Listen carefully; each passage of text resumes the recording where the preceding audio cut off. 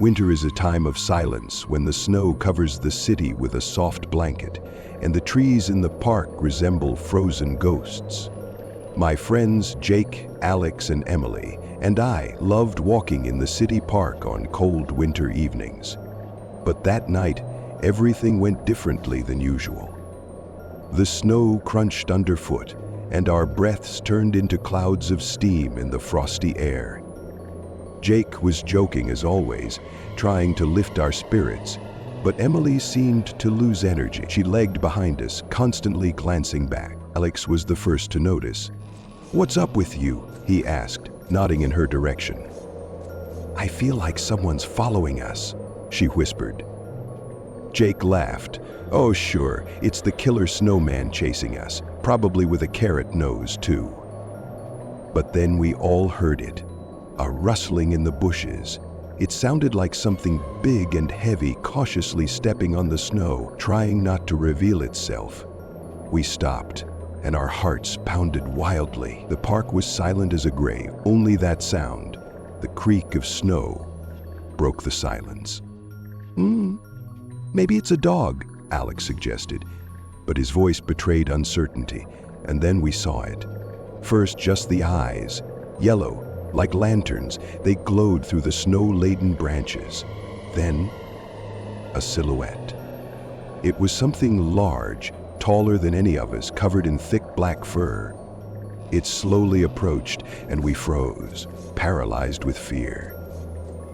"William," Emily whispered, clutching my hand. I had no answer. The entity moved closer, and I caught the scent of something metallic and raw, like blood.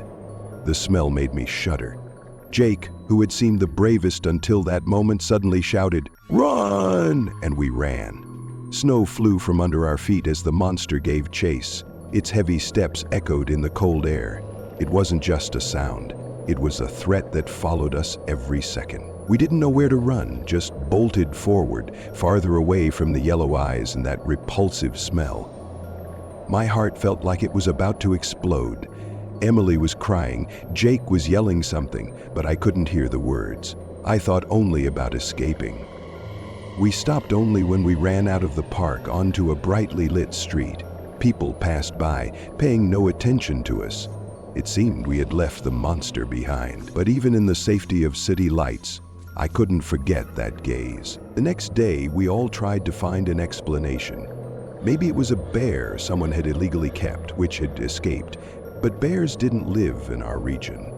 We tried to convince ourselves it was just our imagination, amplified by nighttime fears. But none of us truly believed that.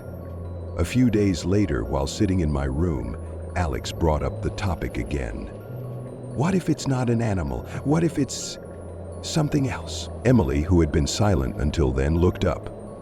I read an article online about winter ghosts. It's a legend, but she trailed off as if unsure whether to continue. Go on, Jake encouraged, tossing popcorn into his mouth. They say in places like our park, beings from another dimension sometimes appear. They come only in winter because they need the cold. Sometimes they just watch, but other times they attack. We were silent. Even Jake, who usually mocked such things, looked pensive. If that's true, I said, what can we do? We can't do anything. Emily shrugged. I don't know. But I think it's better not to go there anymore. In spring, the park came back to life. We visited, trying to find traces of what we had seen, but found nothing. The trees stood as always, birds sang, and the snow had long melted, hiding all traces. However, the following winter, it happened again. We saw it a second time, taking the same route. This time the monster didn't chase us, but watched from afar. The same yellow eyes, the same metallic smell. We were sure it wasn't our imagination. That winter we decided to return with flashlights and try to see it up close. It was a stupid idea, but we couldn't live with the fear. One evening, armed with flashlights and knives, we headed to the park. The monster appeared again.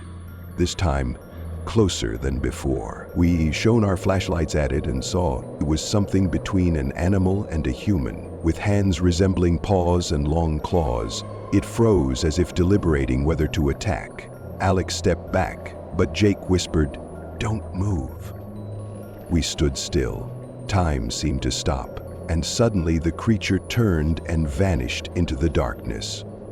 At that moment, we realized it wasn't afraid of us. It was just playing. Now every winter brings fear. We no longer walk in the park after dark, but even avoiding that place, I feel the monster watching us. I know it's out there, and I know it's waiting. For what? I don't know, but every winter I prepare for the day it makes its move.